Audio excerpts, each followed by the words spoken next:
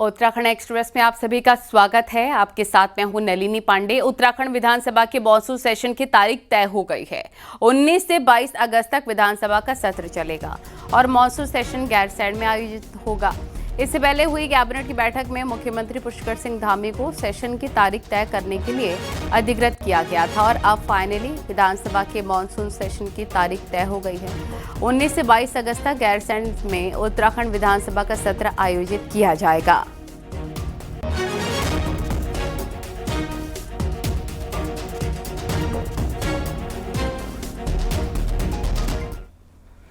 Operation Kalanemi की launching के 24 घंटे के अंदर ही इसका असर भी दिखने लग गया है। उत्तराखंड को शरणार्थियों का अड्डा समझकर रहने वाले 25 ढोंगी बाबा पुलिस की पकड़ में आए, जो कि अन्य राज्यों से आकर उत्तराखंड में लोगों को बेवकूफ बना रहे थे। देखिए रिपोर्ट।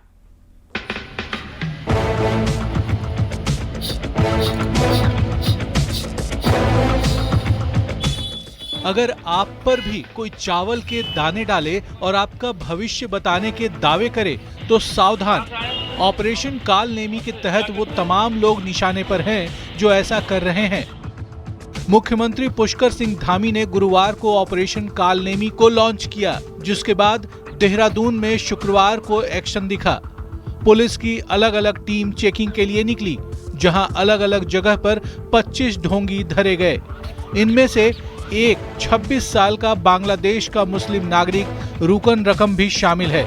सहसपुर में हुई इस बांग्लादेशी नागरिक की गिरफ्तारी को पुलिस बड़ी उपलब्धि मान रही है। काले रंग की वेशभूषा में घरेलू समस्या का निदान करने का दावा करने वाला ये ढोंगी लोगों को वशीभूत करता था।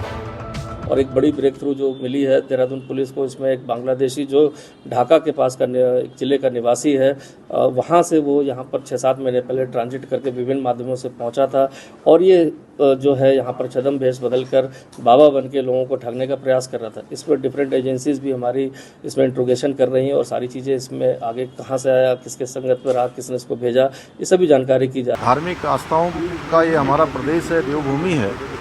किसी की धार्मिक भावनाएं आहत न हो, सनातन को नुकसान न हो, छदम भेष बदलकर यहाँ लोगों को धार्मिक उनकी भावनाएं आहत करने का काम करने वाले, इनको चिन्हित करने के लिए ऑपरेशन कालनेमी चलाया गया है। धर्म और सनातन का चोला ओढ़कर लोगों को बेवकूफ बनाने वाले इन लोगों को पकड़ने के लिए मुख्यमंत्री के निर्देश के बाद पुलिस अब बड़े पैमाने पर अभियान चलाने जा रही है, जिसमें धार्मिक संस्थाओं की मदद लेने से लेकर आश्रमों में भी वेरिफिकेशन किया जाएगा। कोई ऐसा एक चीज़ बताता है कि वह समझ उस आश्रम से जुड़े हुए हैं, धर्म से जुड़े हुए हैं, तो वहाँ भी हम उसको वेरीफाई कर ले रहे हैं और वेरिफिकेशन के बाद जब लग रहा है कि उसके जो बताया गया वो गलत है, तब उसके बाद उस पर कार्रवाई की जा रही है। उत्तराखंड को शरण स्थली समझकर रहने वालों पर अब शिकंजा कसता जा रहा है। ऑपरेशन कालनेमी के शुरू होने के 24 घंटे में ही 2 मुस्लिम जबकि 23 हिंदू शस्त्रधारी पकड़ में आए हैं, जिसमें सबसे ज्यादा राजस्थान के 7, उत्तर प्रदेश के 6 जबकि हरियाणा, हिमाचल प्रदेश, असम के ढोंगी भी पकड़े गए हैं। इसमें एक बांग्लादेशी भी शामिल था। बाकी अन्य राज्यों के वो लोग भी शामिल हैं जो धर्म की आड़ में लोगों को ठग रहे थे, लोगों का बेवकूफ बना रहे थे। अब प्रदेश भर में ये अभियान किस तरह से रंग लाएगा, ये देखना दिलचस्प होगा। न्यूज़ 18 के लिए देहरादून से भारती सकलानी उनियाल। अल्मोड़ा में लगातार झमाझम बारिश जारी है। बारिश से लक्ष्मेश्वर बाईपास के पास पहाड़ी का एक हिस्सा गिर गया। पहाड़ी से मिट्टी और मलबा भरभरा कर गिरा, जिससे रोड पर लगी जो फ्लैग्स है, देख सकते हैं आप कैसे धड़ाम से गिर गई। गनीमत ये रही घटना के समय सड़क से कोई गुजर नहीं रहा था, नहीं तो बड़ा हादसा हो सकता था। ये अभी लक्ष्मेश्वर तिराहे पर लैंडस्लाइड हुआ है। ये देखिए 2 तस्वीरें आपको दिखा रहे हैं। पहाड़ी का बड़ा हिस्सा भरभरा कर गिरा और नीचे का फ्लैक्स भी गिर गया। और दूसरी तरफ देखिए कई टन मलबा रोड पर आ गया।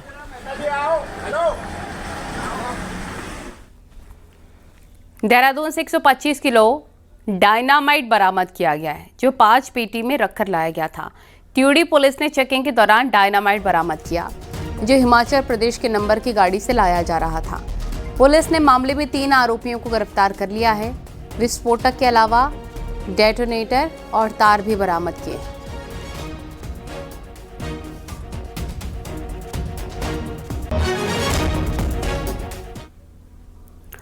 राज्य पंचायत चुनाव को लेकर उत्तराखंड हाईकोर्ट ने बड़ा आदेश दे दिया है। हाईकोर्ट ने साफ कर दिया है कि अगर एक व्यक्ति का 2 अलग-अलग वोटर लिस्ट में नाम है तो ऐसा उम्मीदवार चुनाव नहीं लड़ सकेंगे। हाईकोर्ट ने राज्य निर्वाचन आयोग के 6 जुलाई के उस आदेश पर रोक लगा दी जिसमें कहा गया था कि 2 जगह नाम वाले चुनाव लड़ सकते हैं। हालांकि सुनवाई के दौरान राज्य निर्वाचन आयोग ने कोर्ट में बताया कि चुनाव प्रक्रिया जारी है और सभी आपत्तियों का समाधान किया गया है। इसको प्रथम दृष्टया सही मानते हुए माननीय उच्च न्यायालय ने इस नोटिफिकेशन को 6 जुलाई 2025 के नोटिफिकेशन को स्टे कर दिया है। उन्होंने कहा है कि इस क्लैरिफिकेशन पर एक्ट अपॉन नहीं किया जाएगा और ये भी कहा है कि एक्ट के अनुसार यानी धारा 9 उपधारा 6 धारा 9 उपधारा 7 जो कहते हैं एक इंसान एक ही जगह का वोटर हो सकता है, एक ही जगह चुनाव लड़ सकता है, उसी के मुताबिक चुनाव कराए जाएंगे। उत्तराखंड में पंचायत चुनाव की मतगणना भले ही 31 जुलाई को हो जाए, लेकिन हकीकत यह है कि राज्य की 54% से ज्यादा ग्राम पंचायतों में गांव की सरकार बन ही नहीं पाएगी। इसकी वजह है ना उम्मीदवार है, ना उत्साह है। यही नहीं, जांच में 2700 से ज्यादा नामांकन खारिज हो गए हैं। तो क्या पंचायत चुनाव को गंभीरता से नहीं लिया जा रहा या फिर वजह कुछ और है? देखिए इस रिपोर्ट में।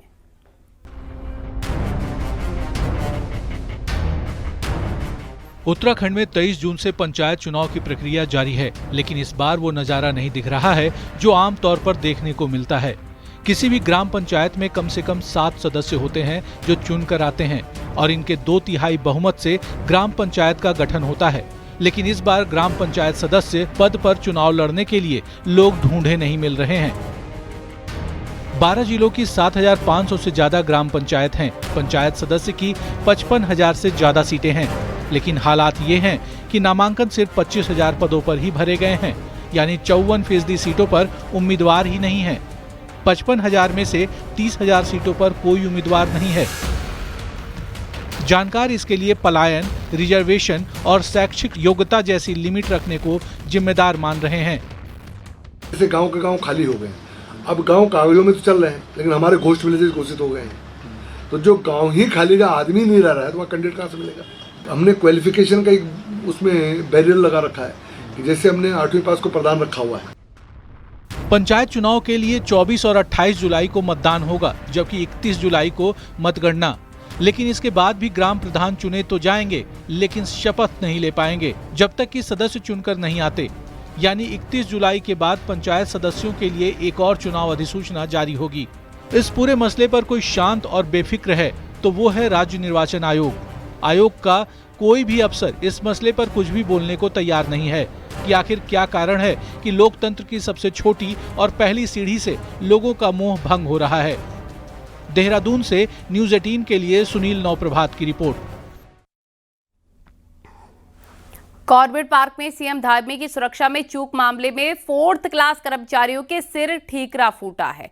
जिप्सी ड्राइवर मोहम्मद उमर को सस्पेंड किया गया तो स्टोर कीपर इरशाद अहमद के सस्पेंशन की सिफारिश मुख्यालय में भेजी गई है। आपको बता दें, दरअसल 6 जुलाई को सीएम धामी रामनगर कॉर्बेट गए थे। इस दौरान सीएम धामी जिस जीप में बैठे थे वो अनफिट थे। अब इस मामले की जांच हो रही है। सुरक्षा मामले में बड़े अधिकारियों को क्लीन चिट मिल गई है।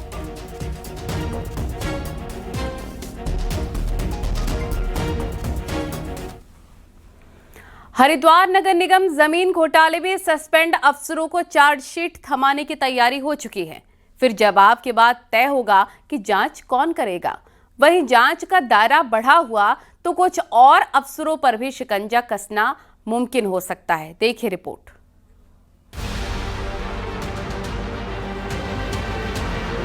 हरिद्वार नगर निगम जमीन घोटाले में आरोपी 3 अफसरों को चार्जशीट सौंपने की तैयारी हो चुकी है, जिन्होंने 16 करोड़ रुपए की खेती की जमीन को 57 करोड़ की कमर्शियल जमीन बना दिया। 33 बीघा जमीन का घपला घोटाला खुला तो मुख्यमंत्री पुष्कर सिंह धामी ने डीएम कर्मेंद्र सिंह, नगर आयुक्त वरुण चौधरी और एसडीएम अजयवीर सिंह को सस्पेंड कर दिया। अब शहरी विकास विभाग ने तो चार्जशीट तैयार की है। मुख्यमंत्री की मंजूरी मिलते ही कार्मिक विभाग तीनों आरोपी अफसरों को चार्जशीट थमा देगा। सूत्रों का दावा है कि शहरी विकास विभाग ने चार्जशीट तैयार की है, जिस पर आरोपी इस अफसर को अपना जवाब देना होगा और जवाब के बाद तय होगा कि जांच कौन करेगा। और उसी पर आईएएस कर्मेंद्र सिंह, आईएएस वरुण चौधरी और पीसीएस अजयवीर सिंह का आगे का भविष्य टिका है। हरिद्वार नगर निगम जमीन घोटाला इस बात की खुली बानगी है कि कैसे जिम्मेदार पद पर बैठे अफसरों ने इतने बड़े घपले की हिम्मत की। वहीं चार्जशीट के साथ खबर है कि पिछले 3 साल में हरिद्वार में डीएम, एडीएम से लेकर नगर निगम के अफसरों की भूमिका भी जांच के दायरे में आ सकती है। मामला भले ही नवंबर 2024 का हो, लेकिन खबर है कि जमीन खरीदने का प्लान और तैयारी काफी पहले कर ली गई थी। मतलब साफ है कि जिस घोटाले में खुद आईएएस अफसर आरोपी हों, उस प्लान को बनाने और अंजाम देने का काम आसान नहीं रहा होगा। ऐसे में चार्जशीट के बाद जांच की आंच कहां तक पहुंचती है, ये देखना दिलचस्प होगा। Bureau report, news 18।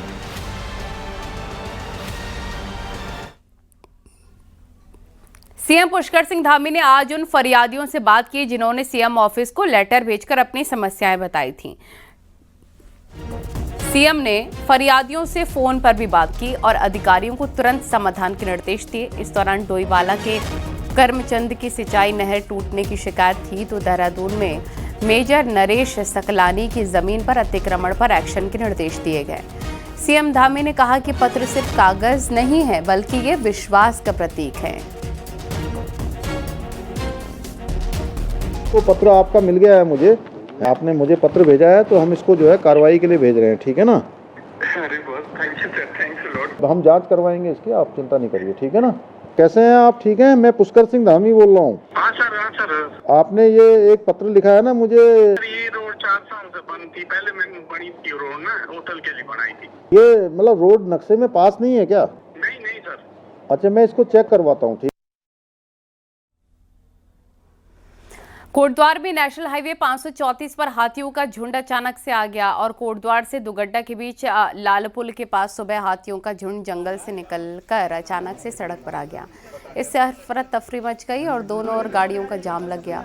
इस बीच एक कार हाथियों के झुंड के पास तक आ पहुंचा। गनीमत रही कि हाथियों ने कार सवार को नुकसान नहीं पहुंचाया और वो सकुशल कार से भाग निकला। काफ़ी देर तक हाथियों का झुंड सड़क पर घूमता रहा। इसके बाद वन विभाग की टीम ने पटाखे फोड़कर जंगल में इस झुंड को वापस से खदेड़ा है।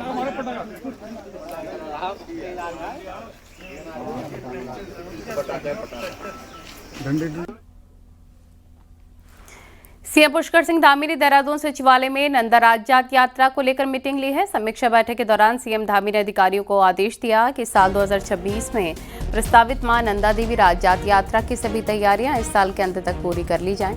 मुख्यमंत्री ने कहा कि यात्रा मार्गों की समय पर मरम्मत, आवश्यक स्थलों पर सुरक्षा रेलिंग की स्थापना, सभी प्रमुख पड़ावों पर प्राथमिक चिकित्सा केंद्र के साथ एम्बुलेंस और टेलीमेडिसिन सेवाओं की पुख्ता व्यवस्था की जाए ताकि श्रद्धालुओं को किसी प्रकार की असुविधा ना हो। इसके साथ ही सीएम ने ये भी कहा कि यात्रा के दौरान स्थानीय लोक कलाकारों, ग्राम पंचायतों और स्वयंसेवी संस्थाओं की भागीदारी सुनिश्चित की जाए। इससे राजजात यात्रा की सांस्कृतिक गरिमा और गौरव और अधिक बढ़ सके।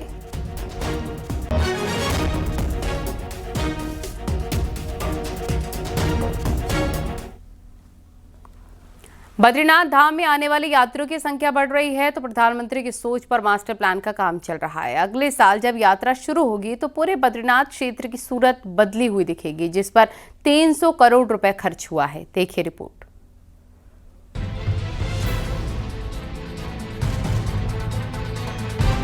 बद्रीनाथ धाम में चल रहा मास्टर प्लान का काम अगले साल जून तक पूरा हो जाएगा। यानी साल 2026 में बद्रीनाथ की यात्रा पर आने वाले यात्रियों को ये पूरा इलाका सुविधाओं के साथ बदला हुआ दिखेगा। बद्रीनाथ में मास्टर प्लान के तहत 300 करोड़ के काम चल रहे हैं, जिन्हें यात्रियों की संख्या और जरूरतों को ध्यान में रखते हुए किया जा रहा है। अब तक जो काम 100% पूरे हो चुके हैं और जो आपको नजर आएंगे उनमें बद्रीश झील, शेषनेत्र झील, अंतर्राज्यीय बस टर्मिनल और पार्किंग, टूरिस्ट मैनेजमेंट सेंटर, यात्रियों के टॉयलेट और नहाने के लिए सिविल एमिनिटी बिल्डिंग, बीआरओ की सड़क और वन वे लूप रोड का काम शामिल है। इसके अलावा टूरिस्ट अराइवल प्लाजा और हॉस्पिटल एक्सटेंशन का काम चल रहा है। तो अलकनंदा नदी के किनारे रिवर फ्रंट के 5 काम चल रहे हैं ताकि घाट के किनारे यात्री स्नान और दर्शन पूजन कर सकें। गुरुवार को खुद मास्टर प्लान की मॉनिटरिंग के लिए टूरिज्म सेक्रेटरी धीराज गर्ब्याल बद्रीनाथ पहुंचे। 15 में से 6 कार्य पूर्ण हो चुके हैं और 4 कार्य ऐसे हैं जो 90% से अधिक पूरे हो चुके हैं। बाकियों में काम चल रहा है जो कि रिवर फ्रंट के काम हमारे अलकनंदा नदी के जल स्तर बढ़ने के कारण प्रभावित हुए हैं, उनमें बद्रीनाथ में सुविधाएं बढ़ेंगी तो यात्रियों की संख्या में भी इजाफा होगा। ऐसे में मास्टर प्लान के काम से यात्रियों का सफर आसान होगा, ये उम्मीद मंदिर समिति को है। कि पूरे विश्व के यात्री दर्शन के लिए आएंगे। उस दर्शन के उपरांत बद्रीनाथ धाम में कुछ बदलाव सा दृश्य दिखेगा। बद्रीनाथ धाम में मास्टर प्लान का कार्य चल रहा है। साफ है कि अगले 1 साल में बद्रीनाथ धाम बदला हुआ नजर आएगा, जहां पीएमओ की मॉनिटरिंग में सड़क से लेकर पार्किंग तक और घाट से लेकर झील तक के काम अब अंजाम तक पहुंच रहे हैं।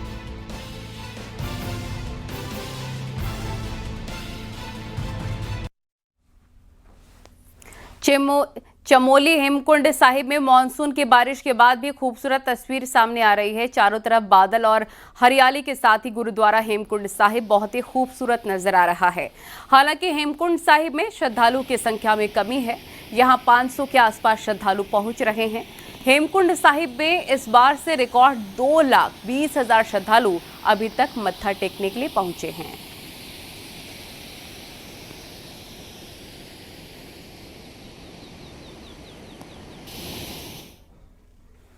सावन महीने की शुरुआत होने के साथ ही कांवड़ मेले की भी विधिवत शुरुआत हो गई है। हरिद्वार के हर की पैड़ी से शिव भक्त कांवड़िए गंगा जल भरकर रवाना हो रहे हैं।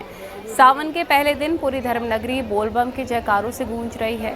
पश्चिमी यूपी, दिल्ली, हरियाणा से आए कांवड़िए पूरे उत्साह से कांवड़ कंधे पर रखकर रवाना हो रहे हैं।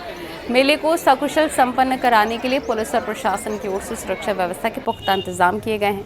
पूरे मेला क्षेत्र को 16 सुपर जोन, 37 जोन और 134 सेक्टर में बांटा गया है। आने वाले दिनों में कांवड़ियों की संख्या लगातार बढ़ेगी।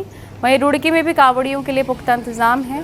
यहाँ कांवड़िए जल भरकर पहुँच रहे हैं और अपनी अपनी जगहों के लिए जा रहे हैं।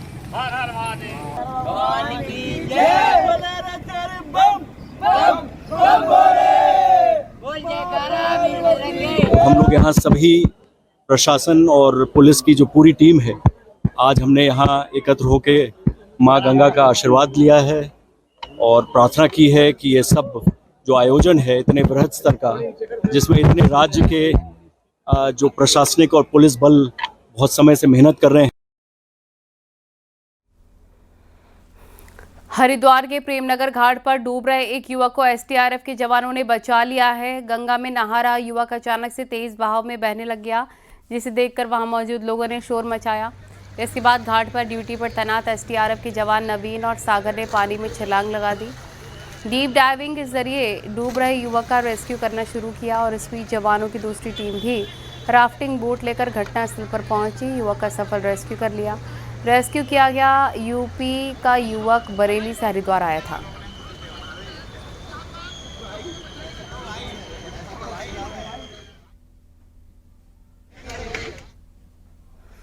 और सीएम पुष्कर सिंह धामी ने शुक्रवार को मुख्यमंत्री आवास देहरादून से कुशीनगर के लिए कलश यात्रा को रवाना किया।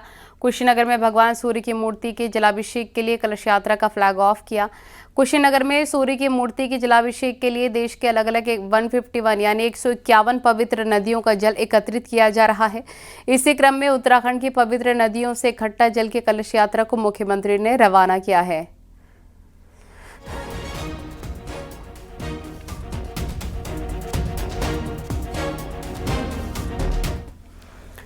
और अब आपको दिखाते हैं पहाड़ टॉप 10 न्यूज। रुड़की पुलिस ने युवक की हत्या के आरोप में 2 लोगों को गिरफ्तार कर लिया है। 9 जुलाई को जौरासी गांव में 2 पक्षों में खूनी संघर्ष हो गया था। विकास नगर के कुंजा ग्रांड गांव में नशे के खिलाफ अभियान चलाया गया। करीब 1 एकड़ जमीन पर उगे भांग के पौधों को भी पुलिस ने नष्ट किया है।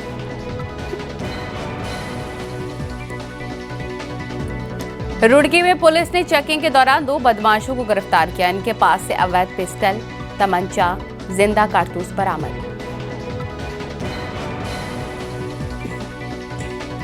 उत्तरकाशी में नौगांव के तोनालका में एक महिला की मलबे में दबकर मौत हो गई। महिला घास काटते वक्त मलबे की चपेट में आ गई थी।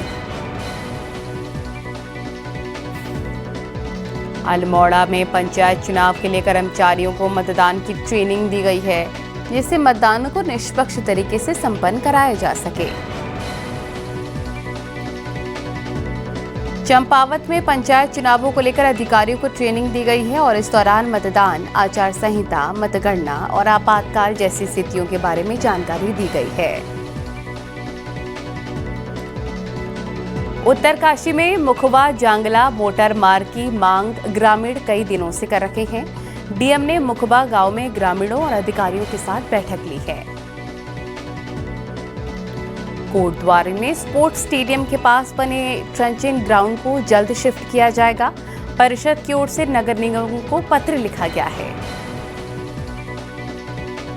अल्मोड़ा के कसार देवी से लगे सिमतोला पार्क को वन विभाग बेहतर बनाने जा रहा है।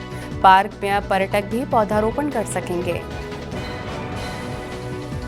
बागेश्वर के उच्च हिमालय क्षेत्र में इन दिनों आस्था की अद्भुत छटा बिखरी है। आदि मां भगवती बदियाकोट के देव डांगर इन दिनों गांव-गांव जाकर आशीर्वाद ले रहे हैं। नैनीताल प्रशासन ने भूमियाधार के पास अतिक्रमण को हटाया है। इन सभी को पहले ही प्रशासन ने हटने के निर्देश दिए थे, लेकिन ये हटने को तैयार नहीं थे। शुक्रवार को प्रशासन की टीम पहुंची तो ये ग्रामीण विरोध में आकर खड़े हो गए और प्रशासन की कार्रवाई का विरोध करने लग गए। हालांकि एसडीएम के नेतृत्व में पुलिस, राजस्व, वन विभाग और पीडब्ल्यूडी की टीम ने इन सभी को समझाने की कोशिश की, लेकिन ये हटने को तैयार नहीं थे। इसके बाद प्रशासन ने बलपूर्वक इन सभी अवैध दुकानदारों को हटाया है और इससे पहले भी 3 बार इन लोगों को हटाया जा चुका था, लेकिन ये लोग फिर से दुकानें लगा लेते थे। और इसके अलावा वो जगह ऐसी कंजेस्टेड है कि वहाँ अतिक्रमण होने से या फूड स्टॉल लगने से अवैध रूप से वहाँ पर ट्रैफिक मूवमेंट रुकता है, जिसकी वजह से एक्सीडेंट होने की संभावना रहती है। तो एक तो ये रीज़न था। दूसरा, समय समय पर उच्च न्यायालय के निर्देश भी हैं। अतिक्रमण विरोधी कार्यवाहियाँ भी गतिमान हैं, आप सभी भली भांति अवगत हैं। तो इसी के दृष्टिगत आज revenue, PWD, forest, police and food safety के द्वारा संयुक्त रूप से अभियान चलाया गया। मुख्यमंत्री पुष्कर सिंह धामी ने देहरादून सचिवालय में राज्य स्तरीय बैंकर्स समिति की मीटिंग ली है। इस दौरान सीएम धामी ने प्रदेश के आर्थिक विकास, वित्तीय समावेशन को गति देने के लिए अधिकारियों को निर्देश दिए। वहीं सीएम धामी ने कहा कि सीमांत क्षेत्र के लोगों को आसानी से ऋण मिल सके, ताकि होम स्टे खोलने वालों को और किसानों को सीधा फायदा मिल सके। युवाओं को, महिलाओं को, विशेष रूप से जो सीमांत क्षेत्र हैं, कृषकों को, उनको ऋण की योजनाएं ज़्यादा मिलनी चाहिए। ऐसे मामले जिसमें हमारा रोजगार बढ़े, स्वयं सहायता समूह की महिलाओं को आगे आने का अवसर मिले, हमारे किसान जो सेब, कीवी ऐसे हमारे सब्जियों का उत्पादन करते हैं, उन सबको सहायता मिलनी चाहिए। होम स्टे बढ़ने चाहिए, स्टार्टअप्स के नौजवानों को मौका मिलना चाहिए। जोशीमठ की उर्गम घाटी में मां कालंका की रथ यात्रा निकाली गई है। पौराणिक परंपराओं के साथ धूमधाम से यात्रा निकाली गई। भरकी गांव के मंदिर में विशेष पूजा अर्चना के बाद देवी की रथ डोली ने गांव भ्रमण किया और अपने 9 महीने के लंबे भ्रमण पर प्रस्थान किया। इस दौरान देवी की यात्रा बद्रीनाथ धाम, केदारनाथ धाम के साथ साथ दूसरे तीर्थ स्थलों पर भी जाएगी। खबरें जारी हैं, रुकेंगे बहुत ही छोटे से ब्रेक के लिए, फौरन हाजिर होंगे।